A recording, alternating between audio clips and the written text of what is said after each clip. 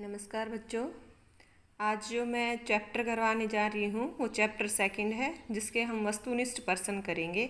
मैंने जो ये लिख रखे हैं, ये जितने भी क्वेश्चन लिखे हुए हैं उनमें से एक या दो क्वेश्चन ज़रूर पेपर में आ जाता है और वन लाइन क्वेश्चन है, ये एमसीक्यू में आते हैं। तो यदि हमें ये डायरेक्ट ही पता है कि इसका ये आंसर है तो हमने दूसरा उसका आंसर ऑप्शन देखने की आवश्यकता ही नहीं पड़ती, यदि हमें ये लाइन पता है। तो स्टार्ट करते हैं। जैसे क्वेश्चन में मिलेगा आवश्यकताएं कैसी है, तो उसमें वो बताएंगे सीमित है, असीमित है, दो ऑप्शन और मिल जाएंगे। तो आवश्यकताएं हमारी क्या हैं? असीमित।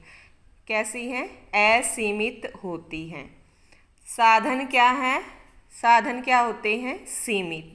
ये अध्याय है वो हमारा उत्पादन संभावना वक्र का है। उसमें केंद्रीय समस्याएं हैं। एक देश की केंद्रीय समस्याओं को हमने उत्पादन संभावना वक्र की सहायता से उसको दूर कैसे किया जा सकता है उसके बारे में इसमें हमने पढ़ा है। तो उसमें जो क्वेश्चन था यही है कि हमारी जो आवश्यकताएं हैं, जो हमारी समस्या, आर्थिक समस्या कैसे उत्पन्न होती है, कि हमारी आवश्यकताएं क्या होती हैं? असीमित। साधन कैसे होते हैं? सीमित। और साधन भी कैसे हैं? दुर्लभ।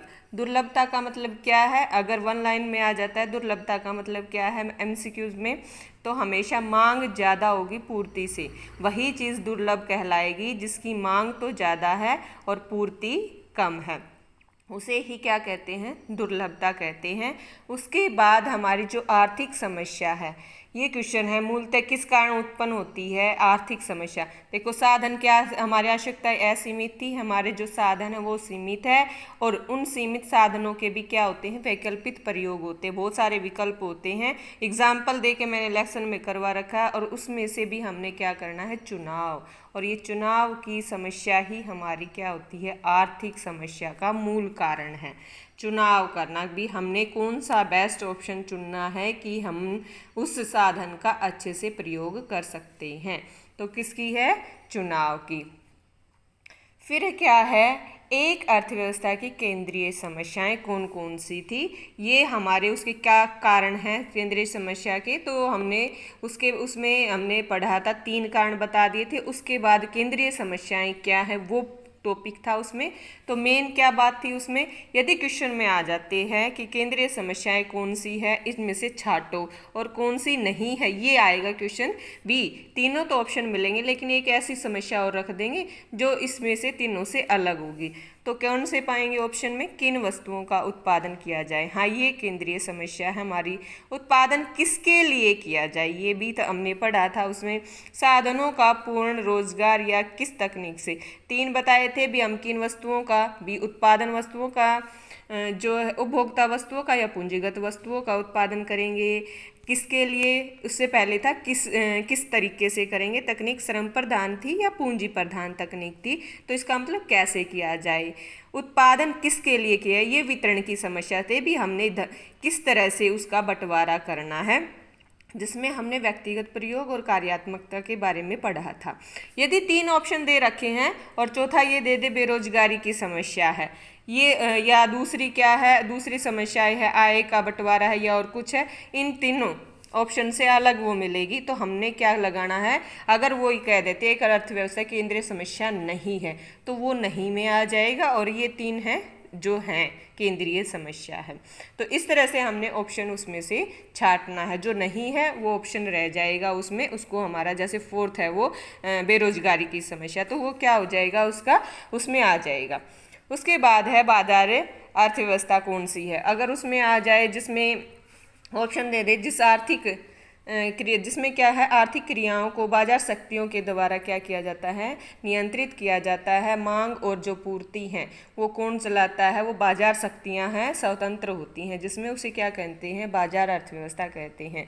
यदि वो उसमें ऑप्शन में ये दे दे जिसमें भी जिसका कार्यान्वयन कौन करे? केंद्रीय अधिकारी करे या दोनों ही करे, तो वो नहीं होगा। इसमें कौन करता है? आर्थिक क्रियाओं को बाजार शक्तियों पर छोड़ दिया जाता है, वो क्या होती है? स्वतंत्र होती हैं।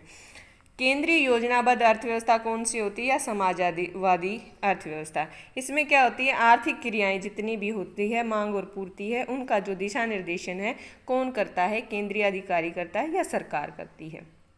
जिसमें एक केंद्र मेन होता है वो योजना बनाता है और अर्थव्यवस्था को चलाता है। उसके बाद है मिश्रित अर्थव्यवस्था। मिश्रित अर्थव्यवस्था कौन सी होती है? जिसमें दोनों अर्थव्यवस्था के गुण है, इसके भी गुण हैं और इसमें, यानी कुछ एक मामलों में बाजार क्या होगा, स्वतंत्र होगा, और कुछ एक मामलों में क्या होगा, केंद्रीय अधिकारी होगा जो उसको कंट्रोल करेगा। इस मिश्रित अर्थव्यवस्था की मेन बात क्या है, इसमें दोनों अर्थव्यवस्था के गुण मिलेंगे और इसमें ज़्यादातर काम किसके आधार पर किया जाता है, सामाजिक कल्याण को ध्यान में रखते हुए वस्तुओं का क्या है बनाना होता है। उसमें कि भी कौन सी वस्तु बनानी है, वो वस्तु बनाएंगे जिससे समाज का ज़्यादा से ज़्यादा क्या हो जाए, कल्याण हो। उसके बाद क्या है, वन लाइन क्वेश्चन है, जैसे उत्पादन संभावना वक्र का ढाल कैसा होता है। हमने यदि उसकी विशेषताएं पढ़ी है तो हम आसानी से बता सकते हैं कि जो उत्पादन संभावना वक्र है वो मूल बिंदु कौन सा है, ओ, उसकी तरफ कैसी शेप है, नतोदर। कैसी होती है, नतोदर। ये मूल बिंदु ओ है, इसकी तरफ कैसी है, ऐसी है। इस शेप को क्या कहते हैं, मूल बिंदु की तरफ ये क्या है, नतोदर। नतोदर है, यानी कॉनकेव है। ये जो पी और पी यानी पीपीसी वक्र है, प्रोडक्शन पॉसिबिलिटी कर्व है, वो मूल बिंदु की तरफ क्या होता है, नतोदर होता है। ऑप्शन में दे देगा उनतोदर या सीधी रेखा है या इनमें से कोई नहीं, तो मूल बिंदु की तरफ क्या मिलेगा, ये नतोदर होता है। उसके बाद क्वेश्चन है अवसर लागत का अर्थ होता है।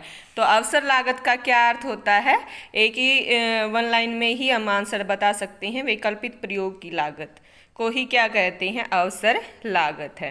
वैकल्पिक प्रयोग की लागत यानी दूसरा विकल्प जो हमने त्याग दिया है उसकी जो लागत है, मैंने पूरा एग्जाम्पल देके उसमें बता रखा है। जो सेकंड विकल्प है, फर्स्ट के बाद दूसरा जो सर्वश्रेष्ठ विकल्प है उसको जब हम त्याग देते हैं तो उसकी जो लागत होती है उसे ही क्या कहते हैं, अवसर लागत कहते हैं। ऑप्शन में सीधा वैकल्पिक प्रयोग की लागत मिलेगा तो उसको टिक लगा देना है हमने, ये ऑप्शन सही ठीक है। उसके बाद है साधनों में वृद्धि। साधनों में यदि वृद्धि हो जाती है तो हमारा जो पीपीसी है, ये जो उत्पादन संभावना वक्र है वो किस तरफ शिफ्ट होगा। यदि साधनों में वृद्धि हो जाती है तो उत्पादन संभावना वक्र हमेशा किस तरफ जाता है, दाईं तरफ। ये लाइन याद करनी है। साधनों में वृद्धि से वृद्धि दाईं तरफ, कमी हो जाती है तो ये किस तरफ जाएगा, बाईं तरफ। बढ़ने इसका राइट हैंड की तरफ, और यदि साधनों में कमी है तो ये किस तरफ जाएगा, हमारा लेफ्ट हैंड की तरफ चला जाएगा। ऐसे ही यदि हमारी साधनों की बजाय क्या है, तकनीक है, यदि तकनीक अच्छी हो जाती है तो हमारा पीपीसी वक्र किस तरफ शिफ्ट हो जाएगा, दाईं तरफ। अगर तकनीक अच्छी नहीं है तो ये किस तरफ आ जाएगा, बाईं तरफ। इसके बाद यदि किसी देश के साधन है उसकी कार्यकुशलता बढ़ जाए, यही साधनों में अच्छा हो जाना है या कार्यकुशलता बढ़ जाना है, लेबर है वो अच्छा मिल जाए, तो हमारा क्या हो जाएगा, पीपीसी वक्र किस तरफ जाएगा, दाईं तरफ। अगर अच्छा नहीं है, कार्यकुशलता घट जाती है तो ये किस तरफ आएगा, बाईं तरफ। बाईं तरफ और दाईं तरफ कैसे होते हैं शिफ्ट, जैसे ये है हमारा स्टार्टिंग की लाइन पीपीसी की, ये है वस्तु x और वस्तु y, कोई भी वस्तु लगा ले। यदि इन दो वस्तुओं का उत्पादन हम करने लग रहे हैं तो उत्पादन के बाद क्या है, यदि साधन और बढ़ जाते हैं तो ये किस तरफ चला जाएगा, साधनों में वृद्धि से दाईं तरफ। यदि साधनों में कमी आ जाएगा तो ये इस तरफ शिफ्ट होगा, इस तरफ ये हो जाएगा। इसको क्या कहते हैं, बाईं तरफ। ऐसे ही यदि क्वेश्चन ये आ जाता है, मान लीजिए इस तरह का चित्र दे रखा है और इसमें क्या है, जब हमारी कीमत इतनी थी तो हम इतने, ये है और ये इतना होने लग रहा है। इसमें किसके ऊपर बता रखा है, उत्पादन संभावना वक्र है उसके बारे में है, और सीमांत अवसर यानी जब मान लीजिए मैंने उसमें उदाहरण बताया था, एक भूमि का टुकड़ा है, उस पर एक पे चना है, एक पे हम क्या करने लग रहे हैं, कपड़ा है, उसके उत्पादन करने लग रहे हैं, तो दोनों में हमने क्या दिखाना था, सीमांत अवसर लागत। तो इसमें ऑप्शन में मिलेगा जैसे AB/BC या BC/में AB, ये हमारे ऑप्शन में होंगे। एक आएगा P1 और P2 और L1 और L2, ये नहीं होगा।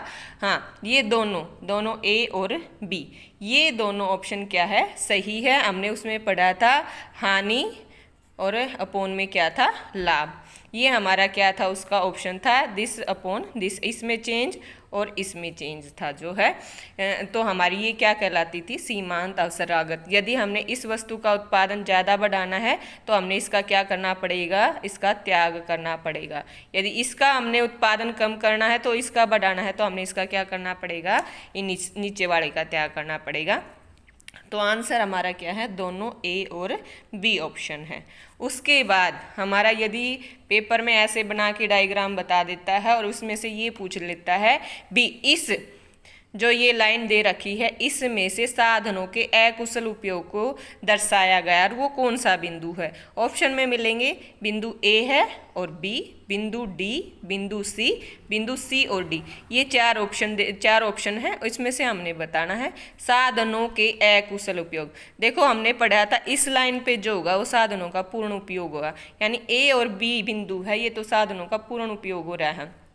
ये सी बिंदु है, यहाँ पर यदि किसी वस्तु का उत्पादन होता है, मान ली इसका इतना है और इसका, तो ये साधन इतना तो क्या हो गया, इसका हमने प्रयोग नहीं किया, इसका मतलब अकुशल प्रयोग हो गया। तो सी बिंदु किस को दर्शाता है, अकुशल उपयोग को। तो इसका आंसर क्या आएगा, सी बिंदु। मान लीजिए इसमें साधनों के अकुशल उपयोग की जगह क्या है पूछ ले, अप्राप्य संयोग कौन सा है, तो डी क्या है, अप्राप्य है, यानी ये हमारी पहुंच से बाहर है, इस रेखा से बाहर है। तो उसका आंसर क्या मिलेगा, ये। कुशल उपयोग कौन सा होगा अगर इसमें से पूछ ले, तो ए और बी बिंदु पर क्या हो रहा है, साधनों का कुशल प्रयोग हो रहा है। तो ये चार ऑप्शन से हम 3 तरीके के क्वेश्चन सोल्व कर सकते हैं। अकुशल उपयोग कौन सा बिंदु, सी। यदि कुशल उपयोग पूछ ले तो ए और बी। अगर पूछ ले अपर्याप्य संयोग तो इसको हम प्राप्त नहीं कर सकते, वो है डी है। तो इस लेसन में मोस्टली क्वेश्चन है वो इसी बेस पे है। और जो सेकंड चैप्टर है यदि तुम उसको थ्रू आउट पढ़ लेते हो तो उसमें भी सारे क्वेश्चन सोल्व हो जाते हैं। धन्यवाद बच्चों।